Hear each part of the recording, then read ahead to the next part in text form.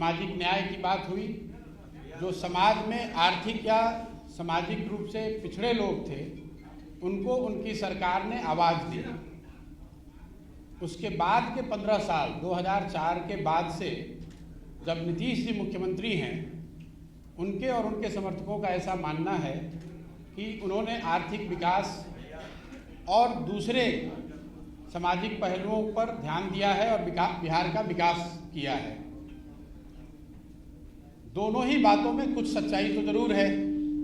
अगर आप इसको ऑब्जेक्टिवली देखेंगे तो जो लालू जी के रिजीम में हुआ या अभी जो नीतीश जी के रिजीम में हो रहा है उसमें कुछ सच्चाई ज़रूर है और जो वो दावा कर रहे हैं, लेकिन जितना उनके दावों में सच्चाई है उतना इस बात में भी सच्चाई है कि बिहार आज 30 वर्ष के लालू जी और नीतीश जी के राज के बाद देश का सबसे पिछड़ा और देश का सबसे गरीब राज्य है। इस सच्चाई को कोई झुठला नहीं सकता है। विकास के ज़्यादातर मानकों पर बिहार आज भी देश के सभी राज्यों में सबसे निचले पायदान पर है। इसलिए अगर आगे के 10-15 बरस के रास्ते को आप देखेंगे तो ये तो तय है कि जिस रास्ते से आप आए हैं पिछले 10-15 सालों में, वो रास्ता आपको वहाँ पर नहीं पहुँचा सकता है। आने वाले 10-15 बरस और अगर उन वर्षों में बिहार को अग्रणी राज्यों की श्रेणी में आना है तो जिस रास्ते पर ये राज्य पिछले 10 साल, 15 साल या 20 साल से चल रहा है, उन रास्तों पर चलकर हम वहाँ नहीं पहुँच सकते हैं। स्वाभाविक है कि उसके लिए एक नई सोच और नए प्रयास की ज़रूरत है। अब ये विवाद और बहस का मुद्दा हो सकता है कि वो नई सोच और नया प्रयास कौन करे और किसके पास है। मेरा ऐसा मानना है कि कोई भी व्यक्ति ये दावा नहीं कर सकता है कि ये सोच और प्रयास करने की सारी क्षमता किसी एक व्यक्ति विशेष के पास है। मैं ऐसा समझता हूँ कि बिहार के लोग जब तक सब मिलकर एक साथ इस नई सोच और नए प्रयास के पीछे अपनी ताकत नहीं लगाएंगे, तब तक बिहार की दशा और दुर्दशा सही नहीं हो सकती है।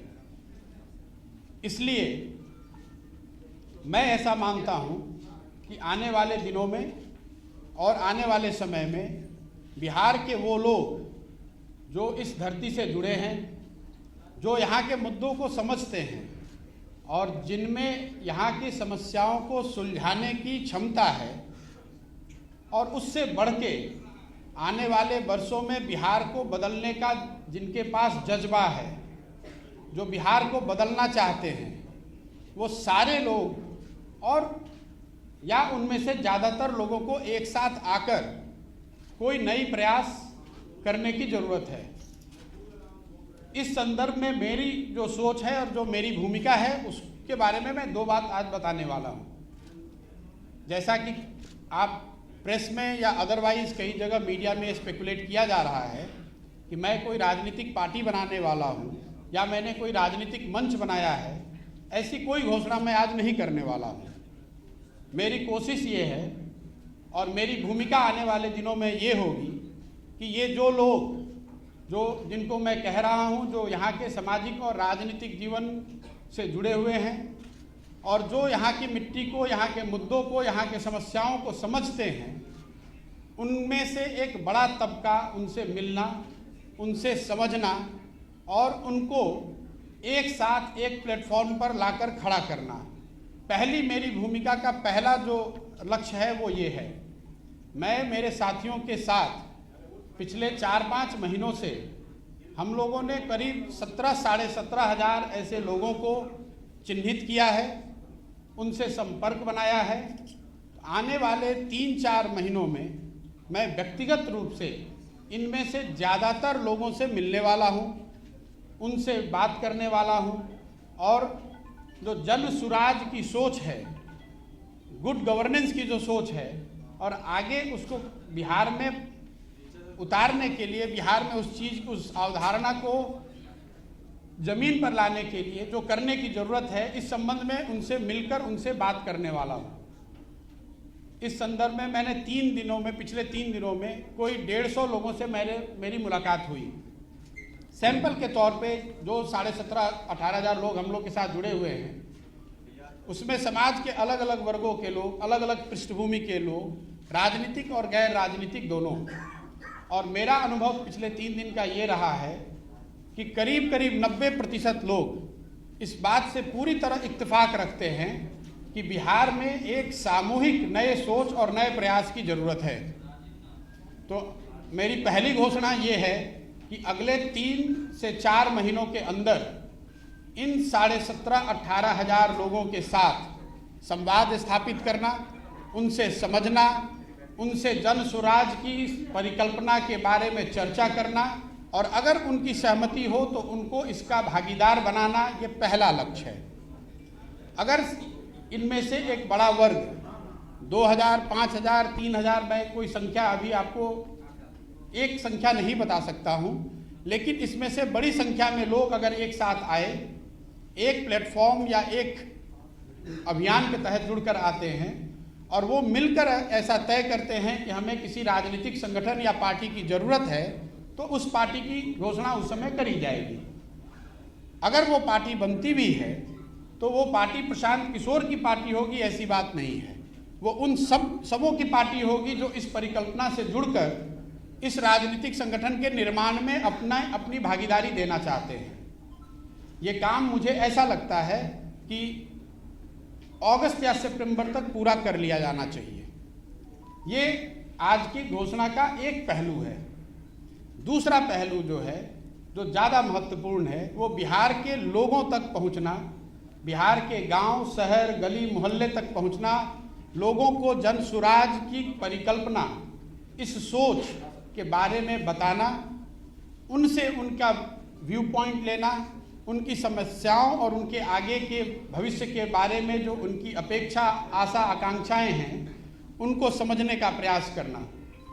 उसके लिए 2 अक्टूबर से मैं स्वयं पश्चिमी चंपारण गांधी आश्रम से 3,000 किलोमीटर की पदयात्रा शुरू करूंगा। जब तक बिहार के सारे गांव, शहर, गली मोहल्ले, जो जितने लोगों को व्यक्तिगत तौर पे पहुंचा जा सकता है, वो पूरा ना कर लिया जाए। हम लोग का अनुमान है कि 3,000 किलोमीटर अगर हम जाते हैं तो उसमें ज़्यादातर एरिया हम कवर कर पाएंगे। संभव है कि अब 3100 अंत होते होते 3100 हो जाए, या संभव है कि 2950 हो जाए, लेकिन मोटे तौर पर 8 महीने से 1 साल के बीच में 3,000 की व्यक्तिगत पदयात्रा मैं खुद करूंगा। बिहार के हर वो व्यक्ति जो जिनसे मिलना जरूरी है, जिनसे मिला जा सकता है, जो मिलने को तैयार है, उनके घर जाएंगे, उनके ऑफिस जाएंगे, उनका कुंडी खटखटाएंगे, उनको इस जन सुराज की इस परिकल्पना से जोड़ने का प्रयास करेंगे। उनकी सोच, उनकी भावना के अनुरूप जो आगे बिहार के लिए किया जा सकता है, उसको अपने प्रोग्राम और अपने परिकल्पना में समाहित करेंगे। आज के तारीख में मेरे पास से ये 2 घोषणाएं हैं। इसके साथ आपके माध्यम से मैं बिहार की जनता को एक और आश्वासन देना चाहता हूं कि मैं पूरी तरीके से जो कुछ भी मेरे पास है, जो भगवान ने मुझे बुद्धि शक्ति दी है, वो पूरी तरीके से बिहार के बेहतरी के लिए उसको समर्पित कर रहा हूँ। कोई सवाल नहीं है बीच में इसको छोड़ने का, कोई सवाल नहीं है कि इसमें कोई भी बीच में बाधा आए तो उससे घबराकर पीछे हटने का। आप में से कुछ लोगों के मन में पिछली घोषणा जो मैंने बात बिहार की थी, उसको लेकर है कि आपने बात बिहार की घोषणा करी और फिर वापस 1 महीने के बाद आप बिहार नहीं आए। मैं आपका ध्यान आकर्षित करना चाहता हूं कि बात बिहार की घोषणा फरवरी 2020 में करी गई थी। अनफॉर्चुनेटली मार्च 2020 में कोविड की वजह से हर जगह लॉकडाउन और पूरा जीवन अस्त व्यस्त 2 साल तक रहा। अब आप कुछ लोग ये कह सकते हैं कि अगर कोविड के दौरान आप बंगाल में काम कर सकते हैं तो बिहार में क्यों नहीं। वो इसलिए कि बंगाल में किसी बनी बनाई व्यवस्था के साथ काम करना था, बिहार में एक नई व्यवस्था बनानी है। बिहार में एक नई व्यवस्था बनाने के लिए मुझे 2 साल, 3 साल, 4 साल उसमें काम करना पड़ेगा। अभी यहाँ पर कोई इलेक्शन नहीं है, तो इस तरह के जिनके मन में सवाल है कि कौन सा इलेक्शन लड़ेंगे, किसके साथ लड़ेंगे, उसकी कोई परिकल्पना मेरे मन में अभी नहीं है।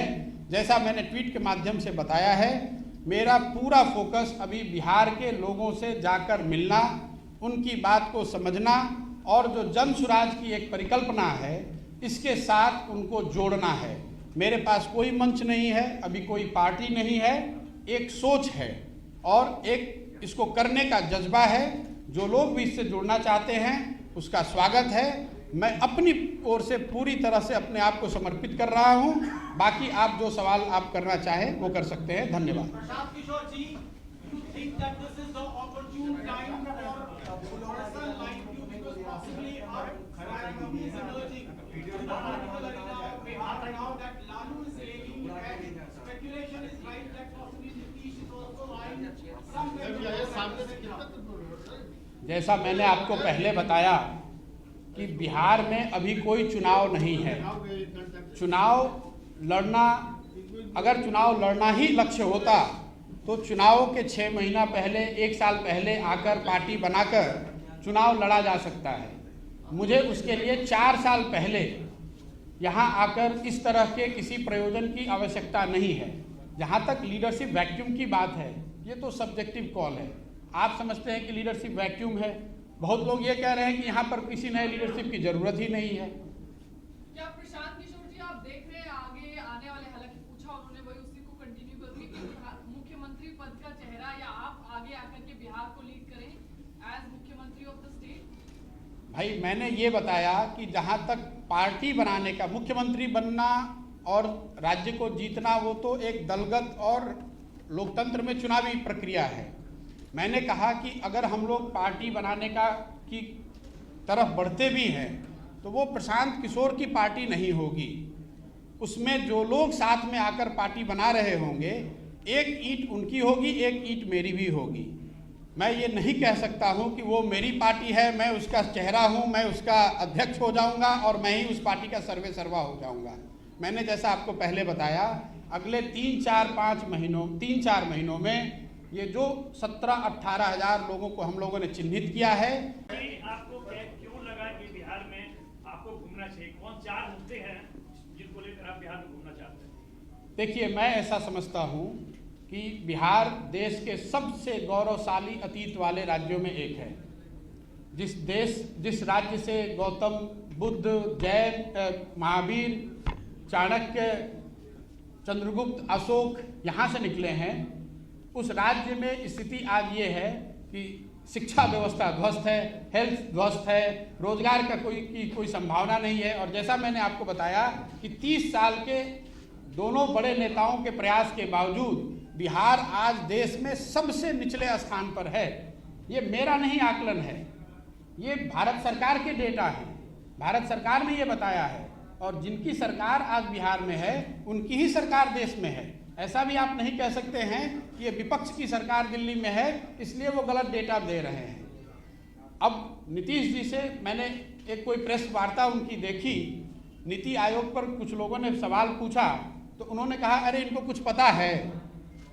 संभव है कि किसी को कुछ नहीं पता है, लेकिन बिहार के लोगों को ये जरूर पता है कि आपके यहाँ मुख्यमंत्री रहते हुए बिहार की शिक्षा व्यवस्था पूरी तरह से ध्वस्त है, हेल्थ की व्यवस्था पूरी तरह से ध्वस्त है। बिहार के हजारों लाखों लड़के यहाँ से बाहर जाकर सबसे कठिन और दुरूह परिस्थितियों में काम करने के लिए मजबूर हैं। कांग्रेस के साथ आपकी बैठकें चली, कहाँ मिस हुआ कि प्रशांत किशोर और कांग्रेस में बात हुई? नहीं, कांग्रेस को लेकर जो बात हुई है उसको मैंने ऑन रिकॉर्ड भी कहा है। जहाँ तक कांग्रेस के साथ उनके मौजूदा स्थिति के असेसमेंट का सवाल है, उन्होंने जो संजीदगी और सीरियसनेस जो उनको दिखाना चाहिए था उन्होंने दिखाया। उन्होंने कमेटी बनाई, कांग्रेस की टॉप लीडरशिप साथ में बैठी, उन्होंने जो मैंने उनको दिखाया या जो मेरी सोच के अनुसार मैंने उनको बताया उससे उनकी पूरी सहमति थी। उसके बाद जो इस चीज़ को करने के लिए रास्ते बताए गए उस पर भी गहन चर्चा के बाद एक सहमति बनी कि इन रास्तों पर चलकर बेहतरी हो सकती है। लेकिन उसको एग्जीक्यूट करने की जो बात है उसके लिए उनके मन में एक परिकल्पना है एम्पावर्ड एक्शन ग्रुप की। वो चाहते थे कि मैं उस एम्पावर्ड एक्शन ग्रुप में ज्वाइन करके एक मेंबर के तौर पे उस जिम्मेवारी को निभाऊं। मेरा जो डिफरेंस ऑफ ओपिनियन रहा है वो इतना ही रहा है कि empowered action group will be formed with an executive order of the Congress president. तो एग्जीक्यूटिव ऑर्डर से बनाए हुए किसी ग्रुप के पास इतनी ताकत, इतनी सैंक्शन नहीं होगी जो कि कांग्रेस में आमूल चूल परिवर्तन को लंबे समय में लागू कर सके, क्योंकि कांग्रेस के कॉन्स्टिट्यूशन के हिसाब से कांग्रेस को चलाने के लिए एक पहले से व्यवस्था बनाई गई है।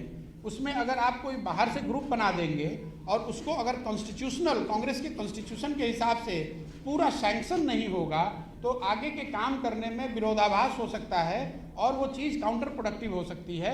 मैं उनका शुक्रगुजार हूँ कि उन्होंने मुझे बुलाया, मैं उनका शुक्रगुजार हूँ कि उन्होंने मेरी बात में कुछ सही बातें पाई, लेकिन मुझे ऐसा लगा कि मैं उसमें जुड़कर कुछ ऐड नहीं कर सकता हूं, इसलिए मैंने उसको हम्बली मना कर दिया। एक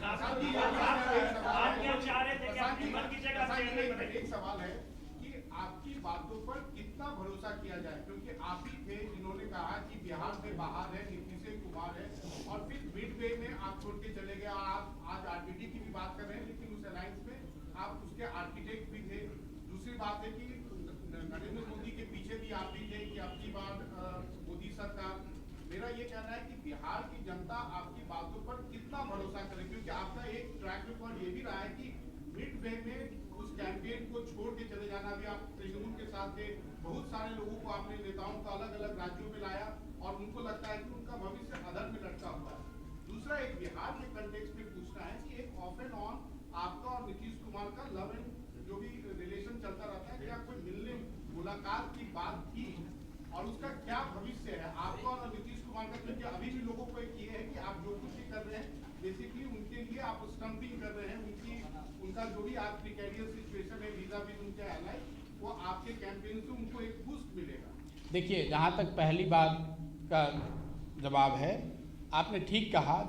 जो भी मैंने काम 10 बरस किया, अलग अलग राज्यों में अलग अलग नेताओं के साथ काम किया, तो स्वाभाविक है कि आप या जो लोग भी इसको देखना या मुझे जज करना चाहते हैं वो उसी के आधार पर जज करेंगे। तो मुझे आप ये कोई कहने में गुरेज नहीं है कि अगर कुछ लोगों को यकीन नहीं है तो मुझे उसके लिए और बेहतर प्रयास करने की ज़रूरत है। मैं आने वाले समय में अपने कार्यों से, अपने कंडक्ट से, अपनी मेहनत से वो दिखाऊंगा और उनका विश्वास जीतने का प्रयास करूंगा। अगर आज उनमें से कुछ ऐसे लोग हैं जिनको शक है या जिनको डाउट है कि ये कितने सीरियस हैं, मैं उनसे इतना ही कह सकता हूं कि साहब आप हमें टाइम दीजिए। जैसे आपने मुझे पिछले रोल में काम करते हुए देखा है, जिस दिन मैंने वो काम शुरू किया होगा तब कईयों को ये डाउट होगा कि भाई वो काम मैं कर सकता हूँ या नहीं कर सकता हूँ।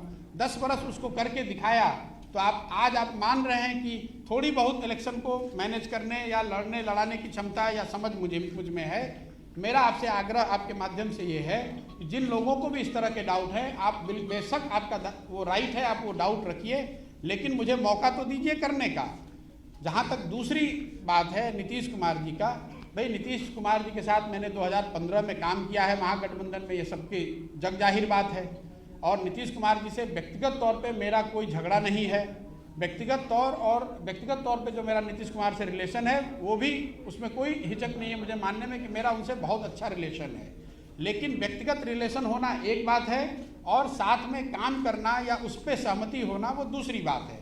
कुछ दिन पहले नीतीश जी दिल्ली आए और उनके कोविड होने के बाद वो पहली बार दिल्ली आ रहे थे, तो मैं उनके घर गया, उनके साथ खाना भी खाया। कई लोगों ने कई तरह की बातें उसमें कही। किसी ने बताया कि मैं उनको प्रेसिडेंट का कैंडिडेट बनाना चाह रहा हूँ, कोई कह रहा है मैं जदयू ज्वाइन कर रहा हूँ। लेकिन मैं आज आपके सामने बैठा हुआ हूँ, जितने वो स्पेकुलेशन की गई वो सब गलत साबित हुआ। देखिए, सामाजिक राजनीतिक जीवन में व्यक्तिगत शिष्टाचार, उससे हम विमुख नहीं हो सकते हैं। अब कल अगर नीतीश जी बुलाएंगे, यहाँ के मुख्यमंत्री हैं, जाना पड़ेगा, उसमें कोई दिक्कत नहीं है।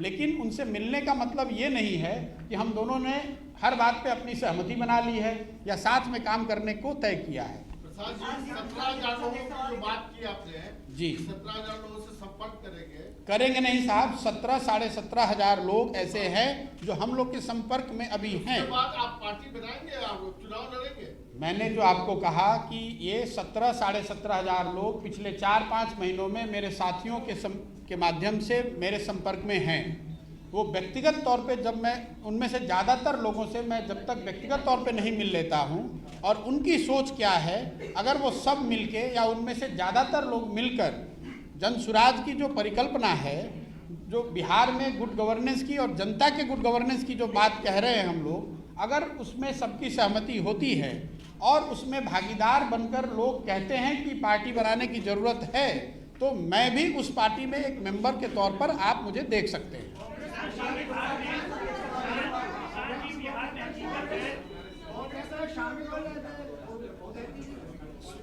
सॉरी सर,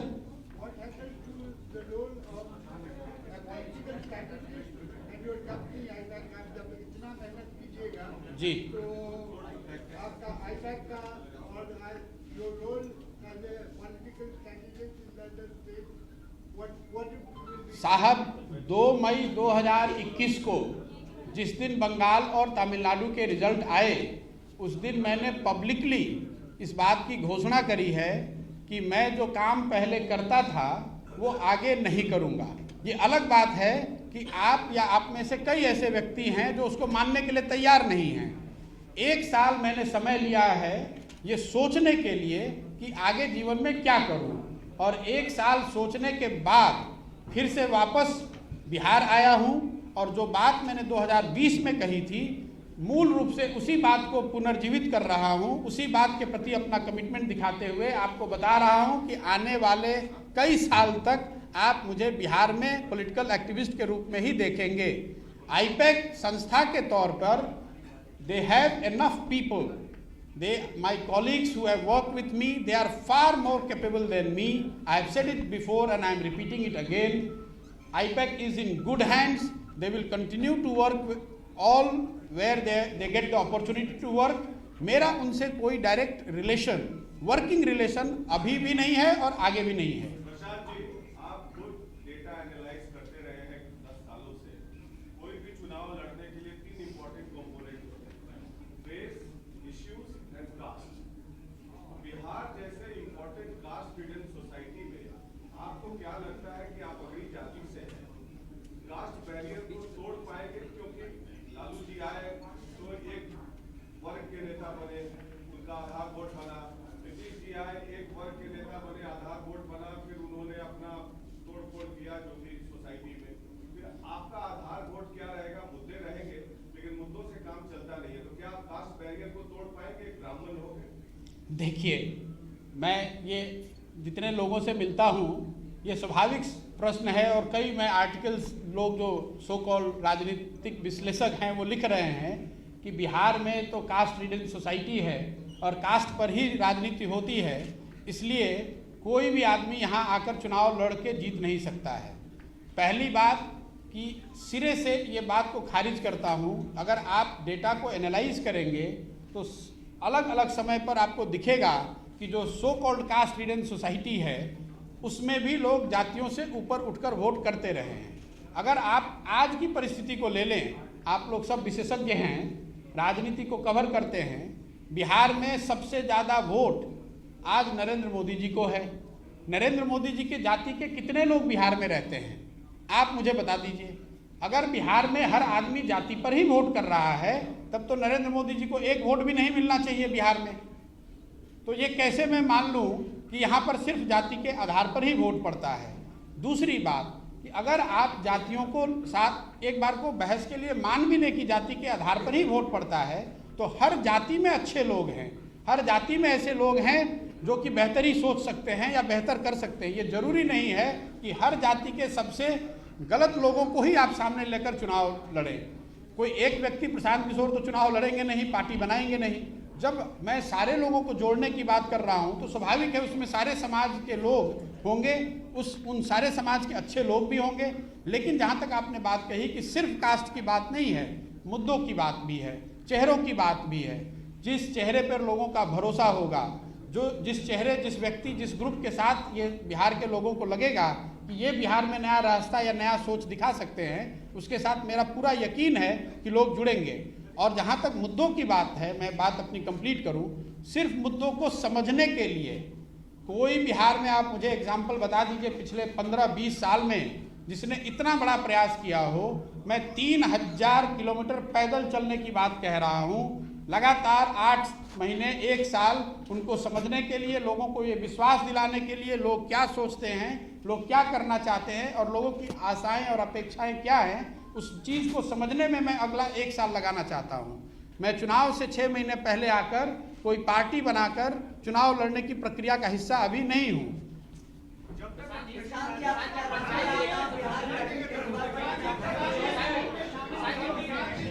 साहब मैं 1 घंटा यहाँ बैठा हूँ, 2 घंटे जरूरत है तो बैठूंगा। आप एक एक करके पूछेंगे तभी मैं आंसर दे सकता हूँ। नीतीश जी, जब तक आप किसी दल में शामिल, किसी पार्टी की घोषणा नहीं करते हैं, तब तक क्या कांग्रेस में शामिल होने का जो दरवाजा है खुला है या ये चैप्टर क्लोज माना जाए? और दूसरी बात कि इतने सारे दलों से जुड़े होने या अप्रत्यक्ष रूप से उनके लिए काम करने के बाद आइडियोलॉजी के लेवल पर आप किसके साथ अपने को ज्यादा करीब पाते? देखिए, आपने कहा कांग्रेस का रास्ता, भाई कांग्रेस से बातचीत एक दूसरे फॉर्मेशन में हो रही थी। उन्होंने और हमने ऐसा मिलकर तय किया कि आगे चलने की अभी कोई संभावना नहीं है। उसके साथ ही मैंने आपको ये कहा कि मैं आपके सामने कैमरे पे पब्लिक को ये एश्योर कर रहा हूँ कि मैं पूरी तरीके से अपना समय, अपना तन मन बल बिहार के लिए समर्पित कर रहा हूँ। अब आगे मैं कांग्रेस के साथ काम करूं या किसी के साथ काम करूं, अगर 1 मिनट उसकी संभावना मान भी लें बहस के लिए, तो भी बिहार के प्रति जो कमिटमेंट है और बिहार सेंटर में ही, उस पूरी परिकल्पना में बिहार सेंटर में रहेगा ही रहेगा। इस चीज़ पे मैं पीछे नहीं हटने वाला हूँ। इतने बड़े कैंपेन के लिए फंड्स कैसे रेज करेंगे आप? किस चीज़ के लिए? जन स्वराज कैंपेन के लिए फंड रेजिंग कैसे होगी? पैसे कहाँ से आएंगे? पैसे कहाँ से आएंगे? मेरे भाई, ऐसा है कि जिसके साथ जनता का समर्थन है, अगर जनता का समर्थन मेरे पास होगा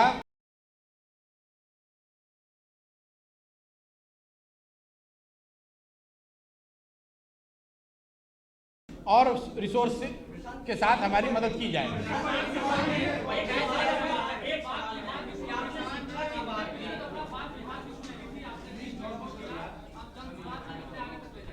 मेरे भाई, मैंने अपने ओपनिंग रिमार्क्स में ये बात कही, आपको ऐसा लगता है कि कोई भी शुरुआत आपने की तो 6 महीने में उसका रिजल्ट या उसकी परिणति होनी चाहिए।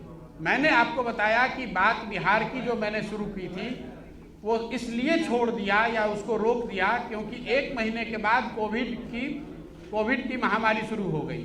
अब कोविड के दौरान अगर मैं पदयात्रा करता और हर घर में जाता तो आप मुझे दोष देते या मेरी सराहना करते? मैं कोविड खत्म होने का वेट कर रहा था।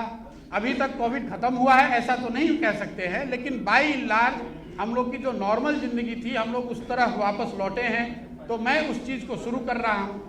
उससे वो रास्ता, उससे वो मंजिल हम नहीं पा सकते हैं।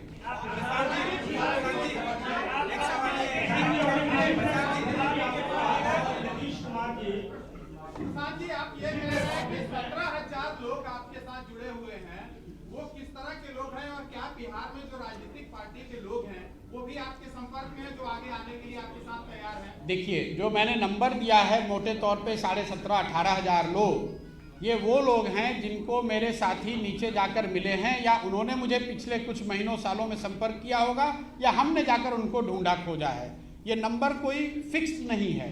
As we talk this number goes up. मान लीजिए मैं कल किसी से मिला, उन्होंने 4 और व्यक्तियों का रेफरेंस दिया, उन 4 से मिल रहे हैं। बेसिक बात मैं आपको ये बता रहा हूँ कि बिहार में सामाजिक राजनीतिक जीवन से जुड़े हुए 20,000 के आसपास 17-18,000 लोग, समझिए कि 1 महीने के बाद ये 20,000 हो सकता है। ऐसे लोग जिनको यहाँ, जो इस धरती से जुड़े हुए हैं, जिनको यहाँ के मुद्दों की समझ है, जो लोग यहाँ के समस्याओं का समाधान निकालने की काबिलियत रखते हैं और जिनमें जज्बा है कि कुछ किया जाए, ऐसे लोगों को चिन्हित किया है। वो हमारे संपर्क में हैं। लेकिन जब तक मैं व्यक्तिगत तौर पे उनसे और उनमें से या उनसे ज़्यादातर लोगों से मिलकर बात न कर लूं, तब तक मैं ये आपको आश्वस्त तरीके से नहीं बता सकता हूं कि उनमें से कितने लोग इस सोच से जुड़कर इसके भागीदार बनेंगे। मैंने ये कहा कि अगले 3 महीनों में ऐसे लोगों के साथ जुड़कर उनसे बात करके ये तय करेंगे कि कितने लोग तैयार हैं।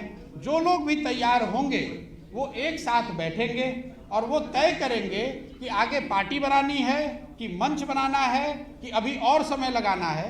लेकिन अगर उन्होंने मिलकर तय किया कि एक पार्टी बनानी है तो प्रशांत किशोर भी उस पार्टी के एक मेंबर होंगे। मैं ये कह रहा हूँ आपको।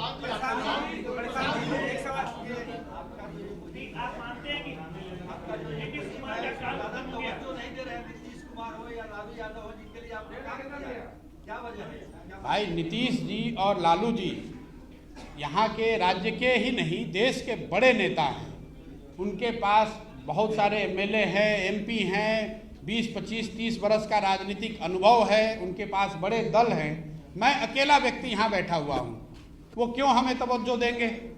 वो तवज्जो न दें, इसलिए मेरे लिए तो यही अच्छा है। मैंने अपने ट्वीट में क्या कहा और मैं आपको बार बार यहाँ क्या कह रहा हूँ। भाई मैं कोई चुनाव लड़ नहीं रहा हूँ, मैं किसी दल को तोड़ने की बात कर नहीं रहा हूँ। मैंने सिर्फ इतना कहा कि मैं बिहार के लोगों के पास जाना चाहता हूँ और ये समझने का प्रयास करना चाहता हूँ कि आगे का रास्ता क्या हो। अब इसमें लालू जी या नीतीश जी जैसे बड़े नेताओं को मुझे क्यों तवज्जो देनी चाहिए? मुझे तो ऐसा लगता है कि जो लोग तवज्जो दे रहे हैं या जो इस पर। नमस्कार, मैं हूं मानक गुप्ता। अगर आपको हमारा ये वीडियो पसंद आया हो तो इसे लाइक और शेयर जरूर करें और हाँ, हमें सब्सक्राइब और फॉलो करना ना भूलें ताकि आप देश और दुनिया की कोई खबर मिस ना करें। तो जुड़े रहिए हमारे साथ और देखते रहिए न्यूज़ 24।